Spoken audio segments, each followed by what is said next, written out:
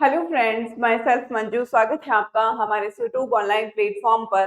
जैसा कि आप सबको पता है कि जून 2024 में सीएसआई नेट एग्जाम कंडक्ट होगा और ये जो एग्जाम है ये साल में 2 बार कंडक्ट होता है और ये जो मेनली एग्जाम है ये जून और दिसंबर में कंडक्ट होता है। लेकिन कई स्टूडेंट को कंफ्यूजन रहता है कि वो बीएड का ऑप्शन चूज करें आफ्टर एमएससी या फिर वो नेट का ऑप्शन चूज करें। यानी कि नेट और बीएड में काफी कंफ्यूजन होता है कई स्टूडेंट्स को। तो आज हम डिस्कस करने वाले हैं कि जो नेट है इसका क्या बेनिफिट हो सकता है और जो बीएड करने से स्टूडेंट्स को क्या बेनिफिट होता है, इसका आज हम डिस्कस करने वाले हैं। तो देखिए, सबसे पहले तो आप ये जानते हैं कि जो आपके पास एमएससी के बाद ऑप्शन अवेलेबल होता है, या तो आप क्या कर सकते हैं सीएसआईआर नेट एग्जाम की तैयारी, या फिर आप क्या कर सकते हैं बीएड कर सकते हैं।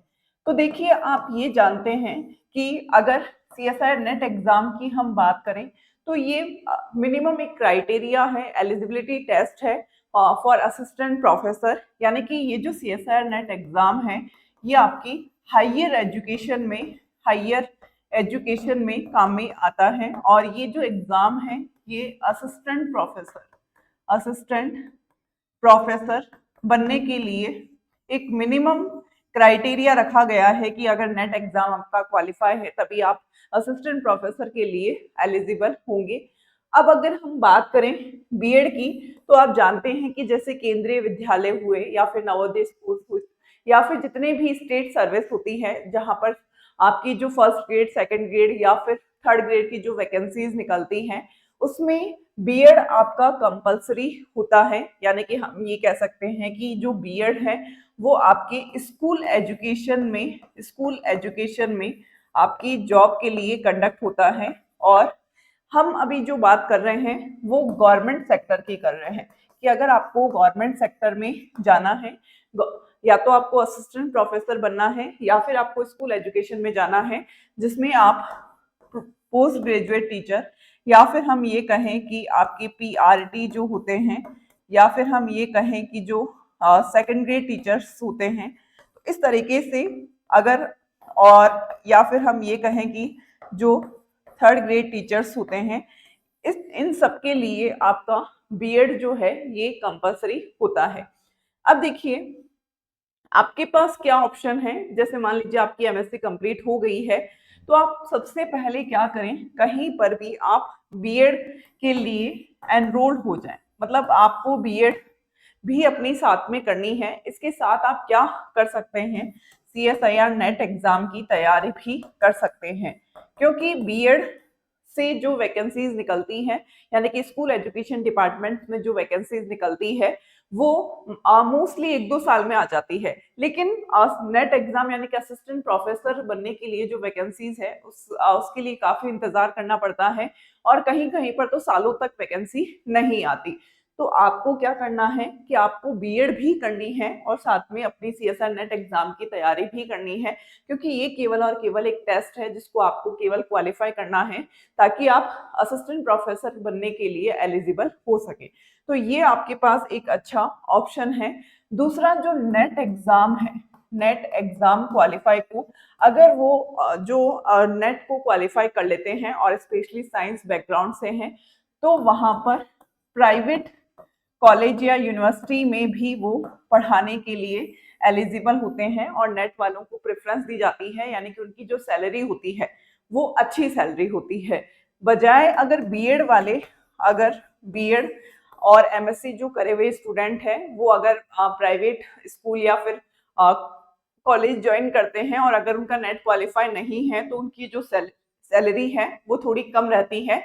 तो नेट का सबसे बड़ा बेनिफिट ये है कि आप अगर प्राइवेट सेक्टर में भी जाओ, प्राइवेट कॉलेज भी ज्वाइन करते हैं तो आपकी सैलरी जो होगी वो अच्छी होगी। और बीएड का जो फायदा ये है कि जो गवर्नमेंट वैकेंसीज निकालती हैं वो बीएड के लिए ज्यादा निकालती हैं। यानी कि अगर आपका एक तरीके से एम गवर्नमेंट सर्विस का है तो वहां पर आपके पास ज्यादा ऑप्शन अवेलेबल होंगे। लेकिन आपको दोनों ही ऑप्शन अपने साथ में लेकर चलने हैं। आपको एमएससी के बाद बीएड करना चाहिए और इसके साथ आप सीएसआई नेट एग्जाम की तैयारी कर सकते हैं और नेट को आप क्वालिफाई कर सकते हैं। यानी कि आपको स्कूल एजुकेशन और हायर एजुकेशन दोनों का ही ऑप्शन साथ में रखना है, ऐसा नहीं है। देखिए, हमेशा और हमेशा आपको केवल एक ऑप्शन के भरोसे नहीं रखना, अपने करियर में एक ऑप्शन के भरोसे आपको नहीं रहना। जितने भी रिलेवेंट करियर ऑप्शन आपके पास अवेलेबल हैं, उन सबको आपको साथ में लेकर चलना है। जरूरी नहीं आप जिस मतलब मान लीजिए आपने शुरू से सोचा हुआ है कि असिस्टेंट प्रोफेसर ही आपको बनना है, इसके अलावा कुछ नहीं बनना, लेकिन कई बार ऐसा होता है कि वैकेंसीज टाइम पर नहीं आती या इसके लिए बहुत ज्यादा वेट करना पड़ जाता है। तो इस तरीके की आप मेंटेलिटी ना रखें। आप केवल और केवल इतना माइंड में रखें कि आपके पास जो करियर के जितने भी ऑप्शंस हैं, चाहे वो प्राइवेट ऑप्शन हो, चाहे वो गवर्नमेंट सेक्टर के लिए ऑप्शंस हो, सारे ऑप्शन आपके माइंड में होने चाहिए कि अगर इसमें नहीं होता है तो आप इसमें कर लेंगे, अगर इसमें नहीं होता है तो तीसरा कोई ऑप्शन। ऐसा बिल्कुल भी नहीं सोचना। आपको सारे ऑप्शंस जो है आपके माइंड में होने चाहिए अगर आप सेट होना चाहते हैं। तो ये मेंटेलिटी आपकी होनी चाहिए, क्योंकि बहुत से फैक्टर्स होते हैं।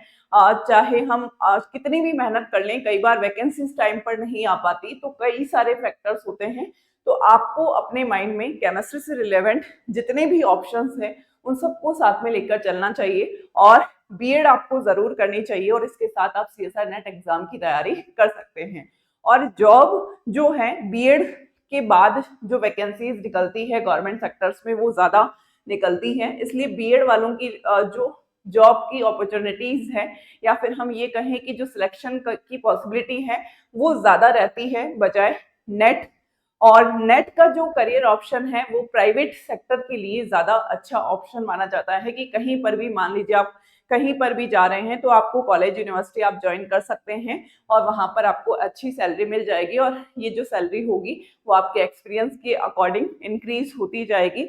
लेकिन आपको गवर्नमेंट सेक्टर में जाना है तो आपको दोनों ही ऑप्शन रखने चाहिए और जो पॉसिबिलिटी है वो बीएड वालों के लिए थोड़ी ज्यादा रहती है कंपैरेटिवली नेट वालों के। उसका कारण ये है कि हायर एजुकेशन में जो वैकेंसीज निकलती है वो कम निकलती है। तो ये सारी चीजें आपके माइंड में होनी चाहिए और केमिस्ट्री से रिलेवेंट जितने भी पेपर्स हैं उन सबकी आपको आपके ध्यान में होने चाहिए और केमिस्ट्री से रिलेवेंट जितने भी पेपर्स हैं वो सब आपको देने चाहिए।